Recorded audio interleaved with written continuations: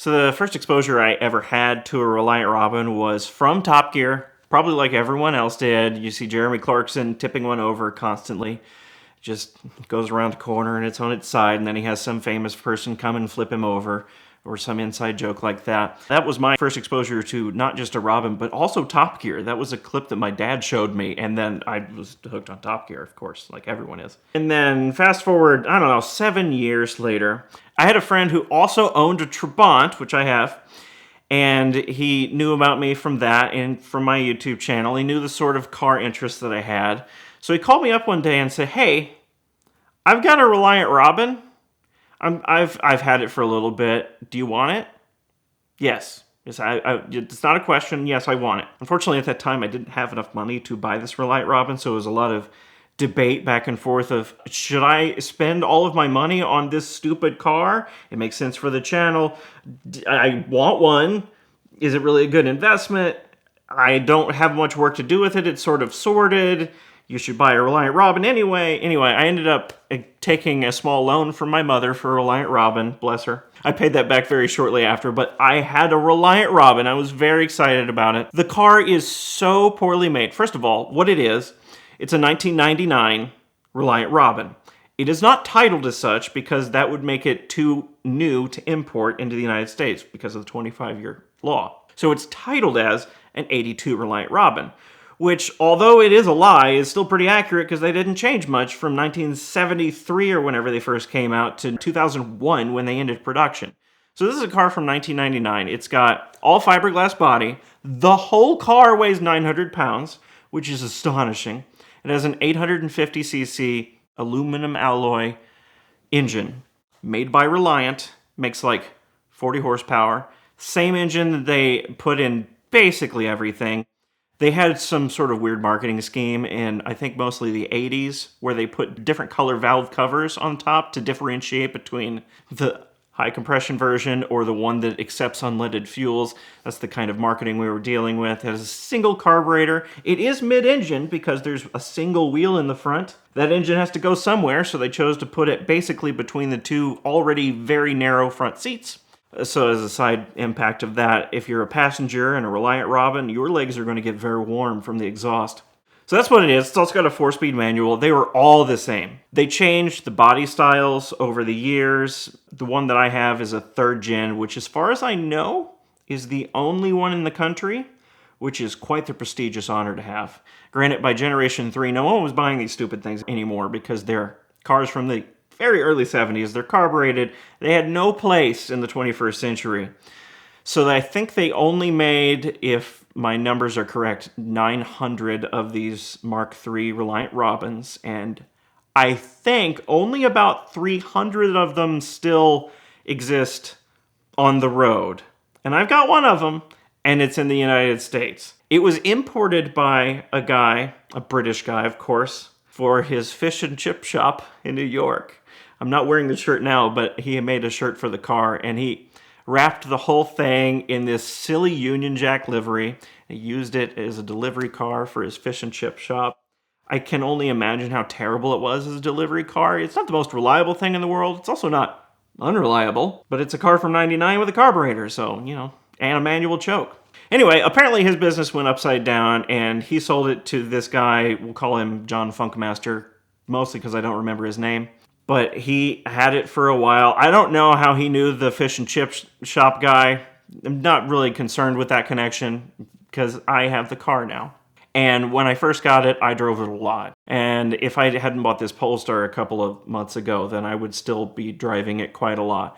It's got a few niggling issues, like it likes to overheat. I don't know if that's just because it's a car built in the UK and it's not used to 90-degree weather all the time, especially because they use Celsius. It had a fuel leak, which was very easy to rectify. It was just a loose nut on the top of the fuel pump. That's it, and it was done. And I checked the oil at one point. So it has 4 little idiot lights, and I thought that the alternator light was the oil pressure light and the other way around. So at idle, the oil pressure light, I found out what it was, would come on. And I just assumed Lucas Electrics. It wasn't Lucas Electrics. It was not giving me false readings. There was no oil pressure. I started running it one day, and it was pretty hot, so the oil was thin. but it said there was no oil pressure at speed. So I finally checked it out. Car had 1 pint of oil in it.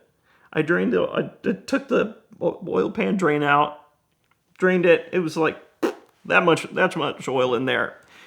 And it's still running just fine. I felt really, really bad that I hadn't checked the oil previous to this. I think I had had the car for half a year at this point, maybe even a full year at this point, and I hadn't checked the oil yet. So felt real bad about that. That's just straight up neglect. If this is a child, I'd be in jail by now. But after that, I filled up the car with oil, which is measured in pints, of course, because England, and it has been running fine ever since. The brake lights don't work, which is not a problem because everyone sees you. It's a bright blue suppository on the road. No one misses you. And the turn signals do work, but the front fog lights don't work. The headlights do work, and the rear fog lights don't work either because all the switches have been rewired at some point. Apparently this fish and chip shop guy that had the Robin before me, 2 owners before me, installed, and I don't know why you would do this in the world's loudest car, but he installed a giant 2700 speaker system in the back. So that took up most of the van-sized deck in the back, full of subwoofers and amps and all this stuff. The only thing that remains of that is you can see where the box was, and it's covered by a little cushion pad that the owner previous to me put in there, and a head unit that is hooked up to no speakers at all. I should take it out and make a blanking plate for it, because there's no way you're going to hear music in there.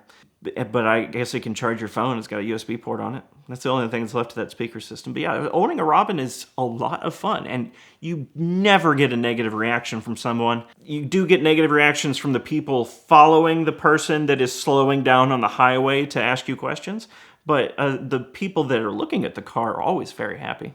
I've had numerous people block traffic just to take pictures of the car. It will do 80, maybe 85 miles an hour. Despite having a fairly anemic 40 horsepower little engine, it doesn't weigh anything, and it's shaped very streamlined. So it does the high speeds surprisingly well. The engine makes a hell of a noise at that speed, and it's right here, and there's no insulation, and it's hot, and it overheats, and it's buzzing quite a bit because it's only a 4-speed, but it will do 80 miles an hour, and it will cruise pretty comfortably at 70 miles an hour. It's actually a pretty competent highway car. I don't have any problems taking it places, unless it's hot out. I should also mention that despite what you saw on Top Gear, it is not that easy to tip. First of all, the cars on Top Gear were modified. They replaced the rear wheels so that the flip side was, or the opposing to the flip side was a larger diameter wheel, so it already had some tilt to it. They welded the rear diff so it would be locked up so that when you lift one freewheel off the ground, it wouldn't immediately spin up and set you back down. And they fitted a stiffer anti-roll bar, I think it was.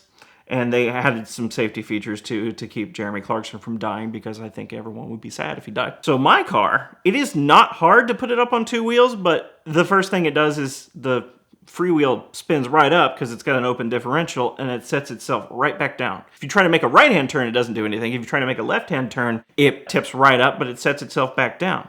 The only thing that I'm really cautious about is going down hills and braking, because there's no setting back down when you start tip up under braking. You're just going to die at that point. When you get a ticket, no matter where it happens, it's more important than ever to fight every one. And the perfect partner in that fight is the Ticket Clinic. When you get a ticket, you're facing costly insurance premium increases, points on your license, fines, risk of suspension, jail time, and they can help you avoid all of that. They've got offices in Florida and in California, but they can help you fight a ticket through their network of attorneys no matter where in the United States you get one. You can text a picture of your ticket to 305-305, or you can check them out now at the link in the description below. So thank them for their support of VinWiki, of CarTrek, and fight your ticket with the Ticket Clinic.